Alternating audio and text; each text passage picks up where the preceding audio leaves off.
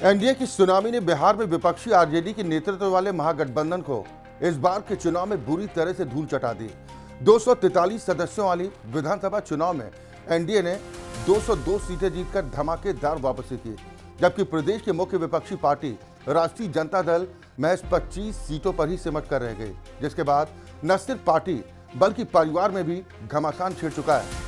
Party के वरिष्ठ नेता भी अब खुलकर तेजस्वी यादव की जमकर आलोचना कर रहे हैं। आरजेडी के राष्ट्रीय उपाध्यक्ष रहे शिवानंद तिवारी ने लालू यादव की तुलना धृतराष्ट्र से कर दी। शिवानंद तिवारी ने कहा कि तेजस्वी यादव खुद अपने शपथ ग्रहण की तारीख तय कर चुके थे, किसको किसको बुलाएंगे ये तक तय कर चुके थे।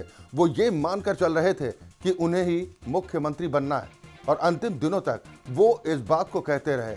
यहाँ तक कि उन्होंने 18 नवंबर को शपथ ग्रहण करने की भविष्यवाणी तक कर दी थी, लेकिन जब चुनाव के नतीजे सामने आए तो उसने आरजेडी को इतिहास की ऐसी करारी शिकस्त दी कि पार्टी के अंदर ही आवाजें उठने लगी कि तेजस्वी यादव और उनके सलाहकारों ने पार्टी की दुर्गति कर दी।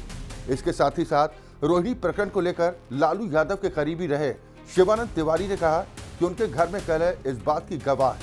लालू यादव की बेटी रोहिणी आचार्य ने खुद कहा कि घर में उन पर चप्पल उठाई गई और लालू यादव चुपचाप देखते रहे, जिसके बाद रोहिणी ने घर त्याग दिया और उससे छोड़कर चली गई। एक बेटी बाप का घर त्याग कर देती है। बेटी के लिए पति से ज्यादा पिता का घर हमेशा प्यारा होता है, जिसे वो रोती हुई त्याग कर चली गई। अफसोस लालू राबड़ी ये सब होता देखते रहे। ऐसे में कहने को अब बचता ही क्या है।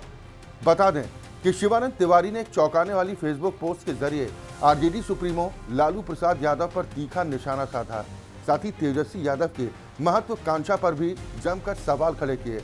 शिवानंद तिवारी ने अपने पोस्ट में लालू यादव की तुलना महाभारत के पात्र धृतराष्ट्र से की।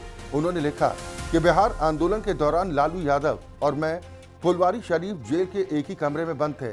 लालू यादव उस आंदोलन का बड़ा चेहरा थे, लेकिन उनकी आकांक्षा बहुत छोटी थी। रात में भोजन के बाद सोने के लिए जब हम अपनी अपनी चौकी पर लेटे थे, तब लालू यादव ने अपने भविष्य के सपने को मुझसे साझा किया था। तब लालू यादव ने उनसे कहा था कि मैं राम लखन सिंह यादव जैसा नेता बनना चाहता हूं, और लगता है कि कभी कभी ऊपर वाला शायद सुन भी लेता है। और आज साफ दिखाई दे रहा है कि उनकी वो इच्छा भी पूरी हो गई। हालांकि लालू यादव के हस्तक्षेप के बाद तेजस्वी यादव को एक बार फिर आरजेडी विधायक दल का नेता चुन लिया गया, और ये आरजेडी में लालू यादव की राजनीतिक विरासत को फिर से मंजूरी दे जाने के जैसा ही है। और हाँ, घर का झगड़ा खत्म कराने के लिए अब लालू यादव ने खुद मोर्चा संभाल लिया है, लेकिन इससे किस पर कितना फर्क पड़ेगा ये देखना होगा। इसके साथ ही घर में मचे बवाल पर लालू यादव का रुख सामने आ चुका है। रोहिणी तेजस्वी विवाद को उन्होंने घर का अंदरूनी मामला बताते हुए ये कहा है कि वो खुद मौजूद हैं और घर का झगड़ा भी खुद ही सुलझा लेंगे। लेकिन साफ है कि लालू यादव ने अपनी राजनीतिक विरासत सौंपने के फैसले पर कायम रहने का संकेत दे दिया है।